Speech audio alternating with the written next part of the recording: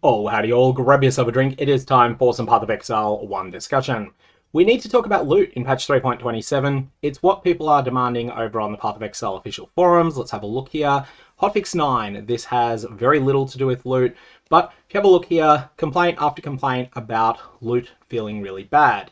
So, can you please take a look at the loot situation with breaches in your maps? Da-da-da-da-da. Everything here is commenting about breach and loot being really bad. Why are we looking then at the price trajectory of Forge of the Phoenix maps?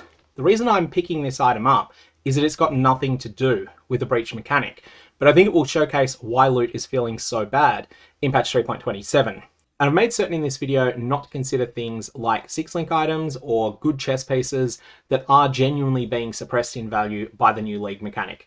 The super short version though, if you're a top 2% juicer, yes, your loot was nerfed.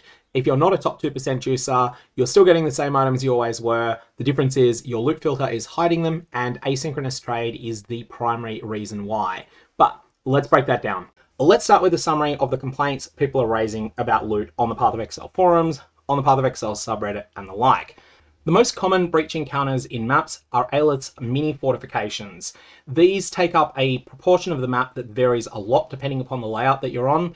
The longer and windy layouts like Strand, it's not very much, but on maps that sprawl over a smaller amount of space on the entire map, for example, Toxic Sewer, Underground Sea and the like, then these can take up a good third of the entire area of the map. In that area, all of the natural monsters that exist are removed and they're replaced with something else. These are the new breach monsters. These breach monsters don't inherit many forms of juicing that apply to the regular monsters. So, if you're running Elk and Go maps, this is basically just the same as normal because those breach monsters drop comparable, maybe a bit more loot than the monsters that they replace. But if you're highly juicing your maps, then this starts to eat into the amount that you're juicing multiplies the amount of loot that you're getting. In short, if you're a top 5% player, this is a significant nerf to your loot drops. If you're not a top 5% player, this is negligible change. And as always, it's the aggrieved players that are speaking up the most, and the top 5% players tend to be the most passionate. So that's the complaints that are being made. So if you were to use the metric, how many maps on average is it to get an Aegis Aurora, for example? You'll find that the breach mechanics decrease this number if you're not juicing your maps much at all, and they increase it if you're juicing them a lot. Likewise, if you were to replace Aegis Aurora with a direct drop of a Divine Orb from a monster, or all sorts of other things.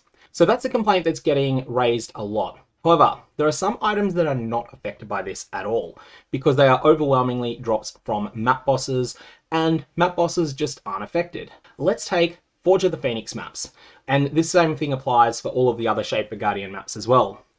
At this time in a league, they're typically something like 15 to 20 chaos. What are we looking at now? Oh look, we have a deep supply at 3 chaos for these maps. Now I'm only looking at Forge of the Phoenix, but the other ones are the same.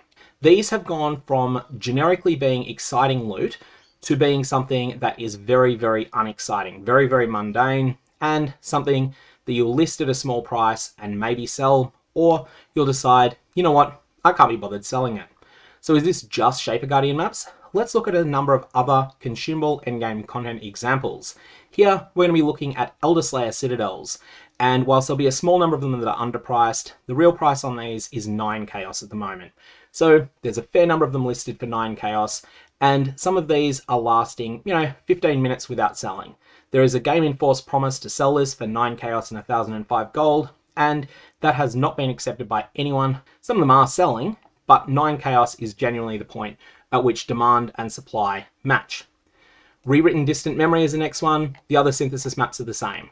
This one, you'll find there's real supply at 5 or 6 chaos, depending upon the exact time of day, and it looks like there's a little bit at 5C, but mostly at 6C. These ones are a bit more of a pain to trade through Asynchronous, because the gold fee is much higher with them being unique. What about the next thing? Well, the next thing is going to be Elder Guardian maps. Elder Guardian maps, these are deep supply at 5C, and actually a little bit of supply at 3 and 4C as well, but realistically 4 to 5C on these is the real price.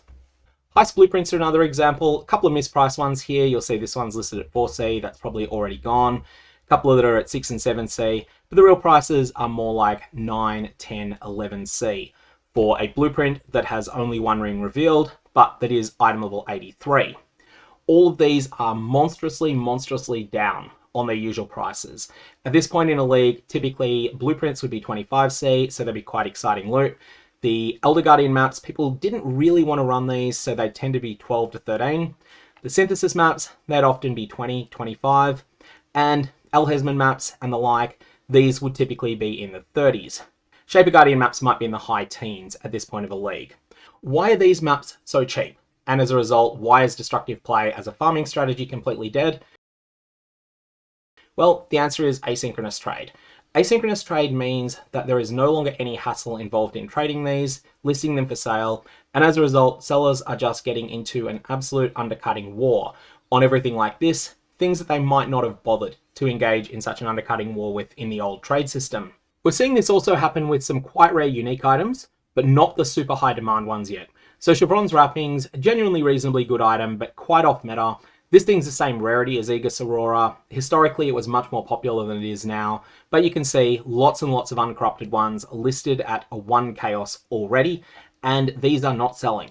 This one's been listed for 1 chaos and 10,000 gold for a full day and hasn't sold, and it's not the only one. There's plenty of other ones that are lying around as well. Again, Chevron's Wrappings, not something that has been in huge demand in recent leagues, but this would have been a 15 or 20 chaos drop at this point of previous leagues. And this is in an environment where less of them are dropping because the highest end juicers are having all of the complaints about breach encounters, displacing the additional monsters that they add with scarabs, and therefore decreasing the amount of juice that they're getting. Chevron's Wrappings equivalent rarity uniques that are in higher demand though, like Aegis Aurora, they're still holding up for now. That's not going to be the case for long, but for the moment, they're still loot. Once there's a couple more tens of thousands of them in the trade league economy, those items are also going to end up worthless, and we're then going to start seeing it being basically, you either get a tier 0 unique, or you get something that doesn't come from killing monsters, or else you just don't get loot from anything. So what's going on here? Well, Path of Exile 2 had its loot systems designed around the intention of asynchronous trade being part of it. Path of Exile 1 did not. In Path of Exile 1, middling rarity unique items like Chevron's Wrappings, it's pretty well documented that this item is about 40 times as rare as the really common unique items. An example of such a really common unique item is Chevron's Pace. There's a very close to 1 to 40 relationship in these two's drop rates. The same thing is true with the extremely rare, extremely in-demand items. We don't actually know how much rarer Mage Blood is than Chevron's Wrappings. I believe it's something like 20 to 1, but we don't have exact numbers. For the purpose of this video though, let's just assume it is exactly 20 to 1. So for every 1 Mage Blood that drops, or equivalently rare items like Headhunter or Beano's Kitchen Knife, there's going to be 20 Chevron's Wrappings and 20 Aegis Auroras that drop, and there's going to be 800 Chevron's Paces, give or take a little bit on those exact numbers. And this is the case whether you are fighting Uber Elder or a Giga Juice tier 17, but it's also the case if you're running through a tier 10 scoured map and you're just killing normal monsters. The difference is the person that's limping through tier 10 scoured maps and only killing the normal monsters, they're not going to see many unique items at all, but the ones that they do get will have the same chance of being the premium ones as anyone else would have. In Path of Exile 2, the number of unique items in total that drops does increase as you start running harder content, but it doesn't increase as explosively. Instead, you start seeing that biasing, that 1 to 20 to 800 bias, that starts contracting a little bit. Maybe at one point it becomes 1 to 5 to 40. It's still a strong bias, but it's nowhere near as strong as it was originally. And then if you're running the very hardest content in the game, it might compress as much as 1 to 3 to 9. You're still not likely to get a Headhunter, but your quest for generating a Headhunter does not produce as many of the somewhat desirable waste products like Chevron's Wrappings and Aegis Aurora that would happen in Path of Exile 1. So that's how Path of Exile 2 designed the loot system around asynchronous trade. In Path of Exile 1, that wasn't done. And so what we're seeing starting to happen already is that players are hyper-fixated on certain items and everything else is kind of a waste product in generating it. And ultimately what that means is that your loot is feeling much spikier than it normally would. And this ultimately is the case whether you are running a level of content where you are further impacted by the breach changes or not. So that's why loot is feeling worse. If you're a top 2 to 3% juicer, it's because of the breach mechanics. That's the main reason things are feeling worse. If you are not a top 2 to 3% juicer, then you are still getting the same loot that you would have got in the past. The difference is that in 3.27, most of it is already hidden by your loot filter, because instead of these maps being exciting drops like they've been in the past, where you've thought, oh cool, that's 18C towards my next upgrade, They're now 4C and falling. And the same is true of pretty much everything else. What could Grinding Gear Games do to address this? I think that the most important thing they need to do is give serious thought to reconsidering a decision which was making it so that it is free in gold for sellers to list things. That is where all of the crazy undercutting is coming from, and that crazy undercutting is the reason loot is feeling bad for the people that aren't in that top 2 to 3% juices in this league. That's something I said before they went live with asynchronous trade, but honestly, it's been worse than I was expecting, and I was expecting it to be pretty bad all along. That's all I got on this. Leave it there. May your Varlorbs have interesting results.